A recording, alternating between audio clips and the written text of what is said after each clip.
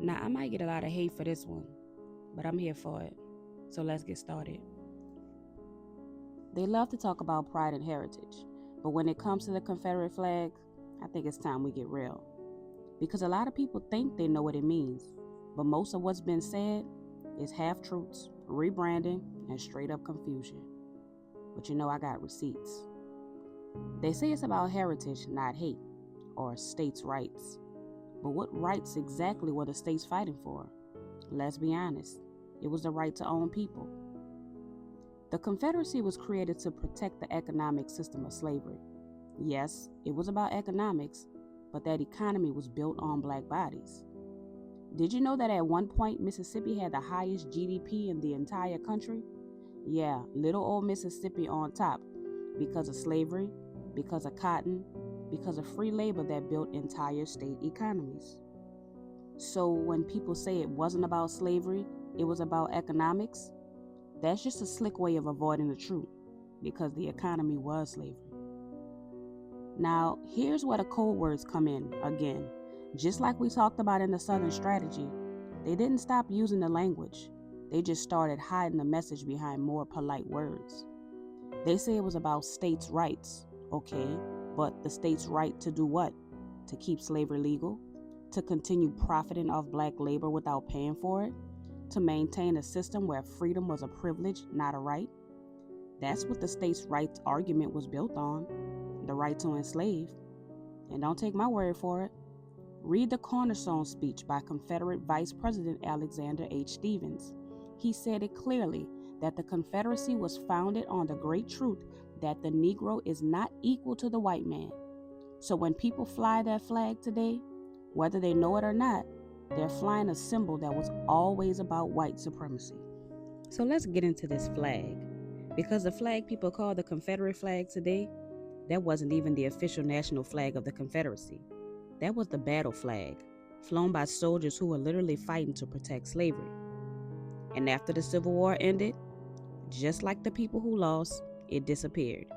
It was gone, tucked away, forgotten, because even the people who flew it knew they lost. And we've talked about this in other videos. After the Confederacy collapsed, a lot of those same leaders, they ran, they abandoned their land, sold off property, or just vanished into hiding. They weren't waving flags, they were trying to disappear.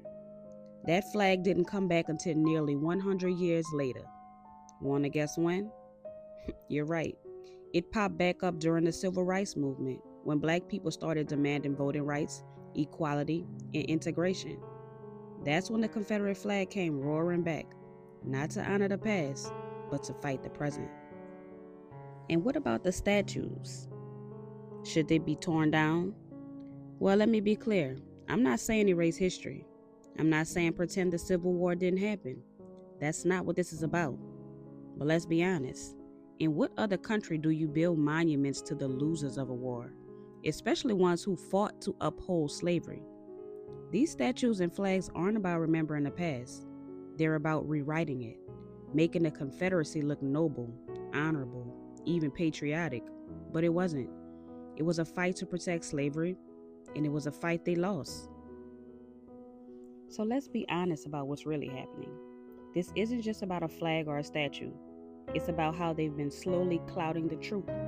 Not erasing history, just bending it just enough to confuse people, to control the narrative. It's historical gaslighting, but we see it now, and we're not playing along. And if it's really about history and pride in your country, why not wave the American flag? The Confederacy wasn't America. It was a rebellion against America. That flag represented treason, a group that went to war with the United States just to keep slavery alive. So when people say they're patriots while waving the Confederate flag, I don't think they really understand what patriot means. And when you say you're proud, what exactly are you proud of? The part where they fought to keep people enslaved, or the part where they lost? Because no matter how you spin it, you're celebrating a side that went to war with this country and still lost. This isn't about erasing history, it's about correcting it and calling it what it really was. When you like, comment, and share, you keep the truth alive. And if you want more stories they don't put in your textbook, subscribe, because we're not here to forget history. We're here to remember it clearly. Peace.